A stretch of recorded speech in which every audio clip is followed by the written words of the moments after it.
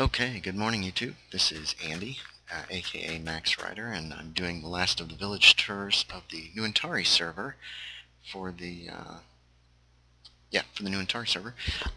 We are on the village of Malaki here, and we're going to do Malaki and Thulus today.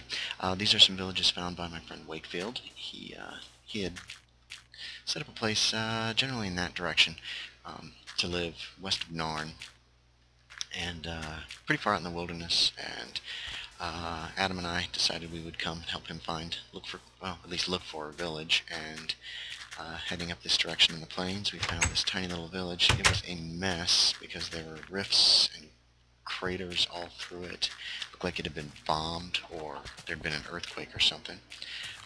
Here's one of the original houses. There's a butcher shop, and this is kind of there was a house here, and Wakefield has added on to it, turning into several houses, kind of like apartments. You can see he's fenced in the entire village.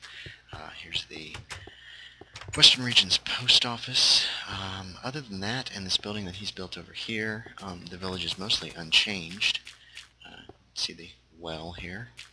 You can kind of tell where there were huge rifts in the road by the replacement of the gravel with cobblestone. Big holes that led down into a cave system below. I believe you can still get down there. Yeah, you can. Let's see if we can see how much of this we can actually see. Looks like he's cleaned it up quite a bit. Let's take a look in here. Oh, here you go. You can see some of this was all open to the surface. Wherever the cobblestone is was open to the surface. You can see the grass has grown down here. So it was a mess, and it took us a while to clean it up, and then move some of the villagers out who had gone down into the caves. You can see some of the original houses are here. I don't think he's added any houses, but I could be mistaken. I think I had a basement in one of these. Yeah, I believe it's this one. Yeah, just threw a little basement in there to try to increase villager population. Here's the house that Wakefield built for his home in the area. There's also that tower over there. I think that's his mine. Nice little place. It's got a bed.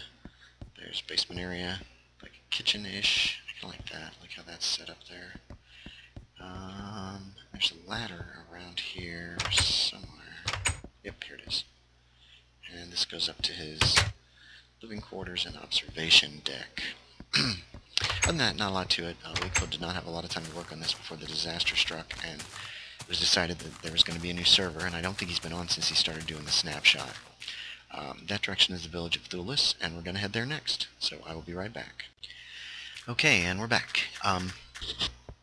Shortly after Malaki was found, I noticed there was a black spot on the overviewer, so I decided I would fill it in. So I headed east from Malaki and stumbled across this tiny little village, which was very close to Malaki, actually. So I quick lit it up, and then I headed out and gave Wakefield the coordinates and said, here you go, here's your second village, enjoy. There's been very little done to this village aside from the fence around the edges. I added a Western Regions post office at his request, complete with ender chest.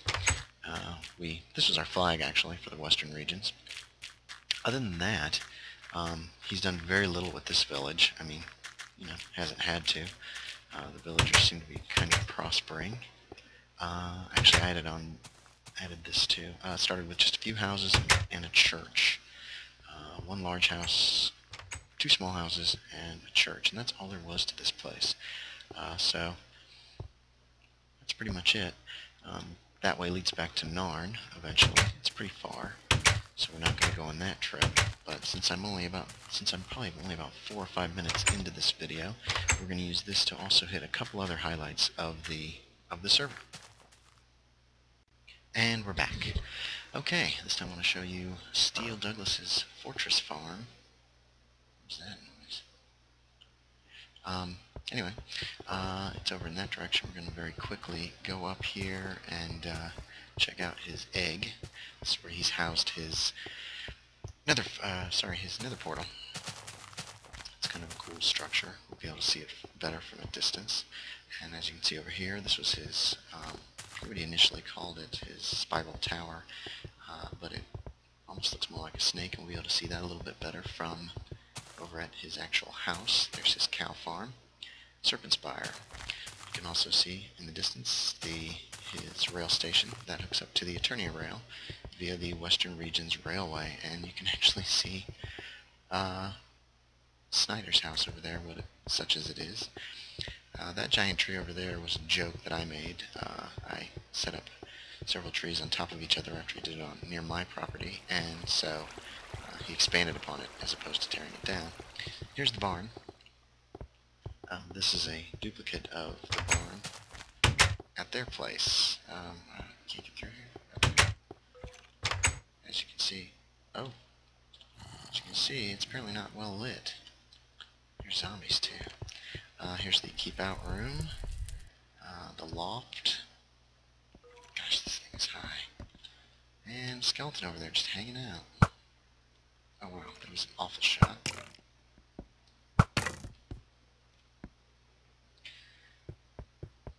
I don't have any torches to put down, so I guess it's going to stay dark up here. Yeah, there must be some dark spots. Here are the lofts. There are some high areas. Not much to it. We're going to quick go take a peek at his house. Yeah, here's the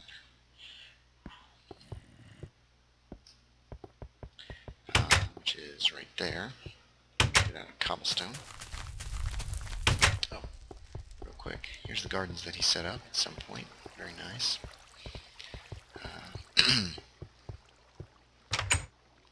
Whoa, whoa. Here's his house with the towers. He's got this encased tower. And I think there's a golem walking around inside. Yeah, there he is. Just very nice place. Oh, there's this massive fireplace. Over here are there's his skeleton spawn in the distance. Some fields, and this is the creepy forest, which we're going to quick run through.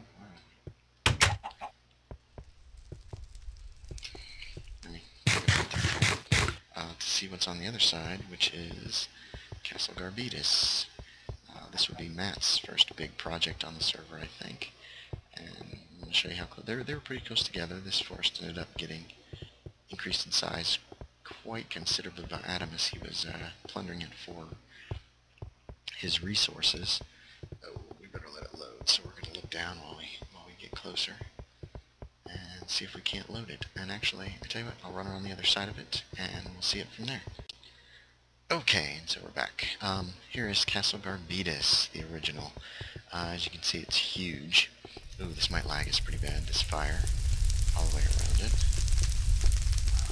Yes, and it does go all the way around. Here's his main living area. I'm not sure where he keeps his bed. We're going to actually go upstairs on this one because it's so huge. Oh, his bedroom's not done. So, I'm just going to run up and around and around. He was starting to put half slabs in. I want to actually real quick take you guys up to the top and get a look at the view. Oh, there's a portal. I did not know there was a portal here. That would have saved me a little time. You can see quite a ways. I've got far render on, but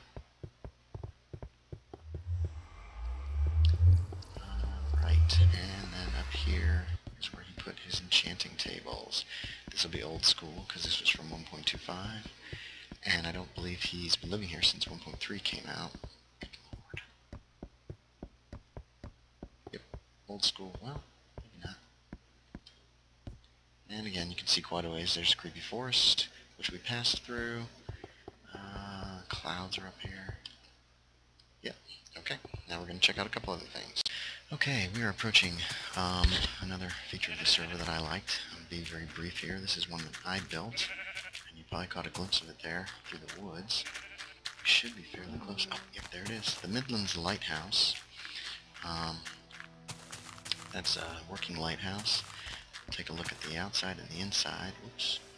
And then see if I can't run around out here at night to, it's on a spire or it's on a hill that did not need to be made because it was already there, which was kind of cool.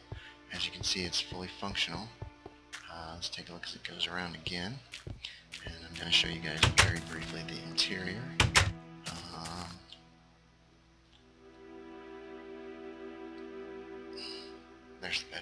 sleeping there in just momentarily. This goes up to the upper floor, but I did make an access to the actual workings of the lighthouse itself. It's a pretty simple design. There are, let's see if we can not disturb it. There are redstone lamps, 2 rows of redstone lamps, and another one behind to try to give it kind of a feel like it's one big light. And as you can see, I've got a cart going around.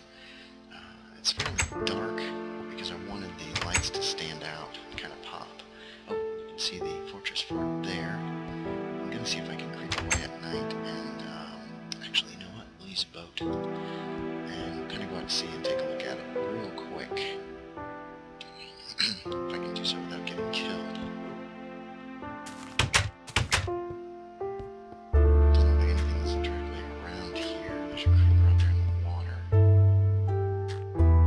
Guess I don't need to be. Oh my god!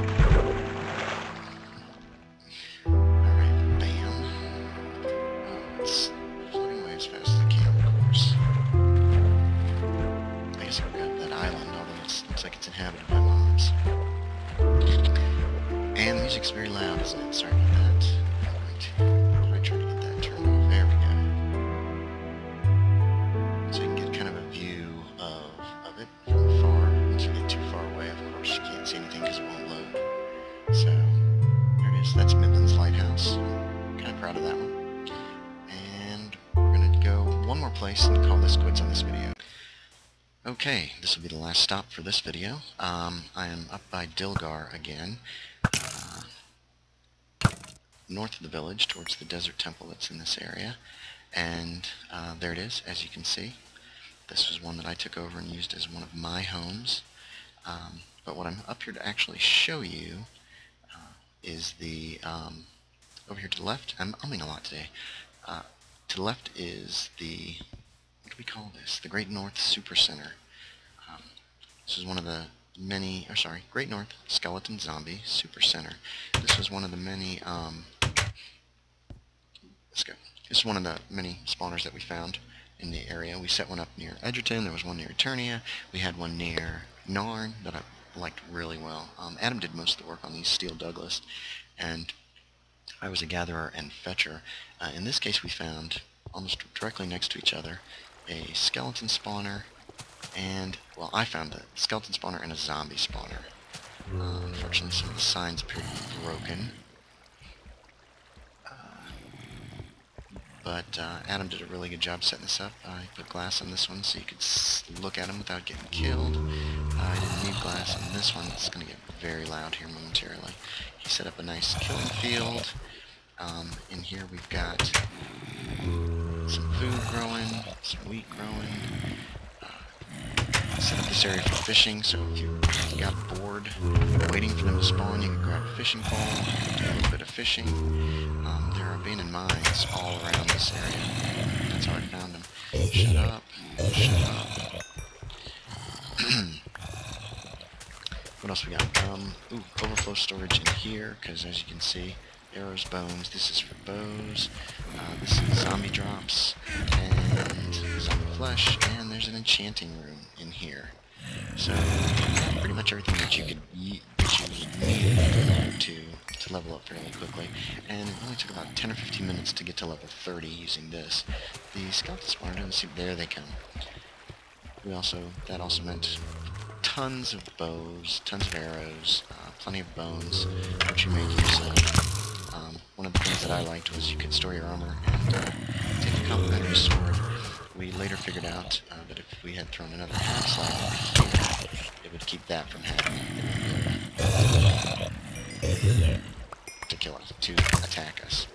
And I think that's the last little thing I'm going to do on this part of the tour. You guys have seen pretty much most of the main things on the Nuintari server in our area. So I think that'll probably be it. Oh, and there's a spider spawner here right around the corner.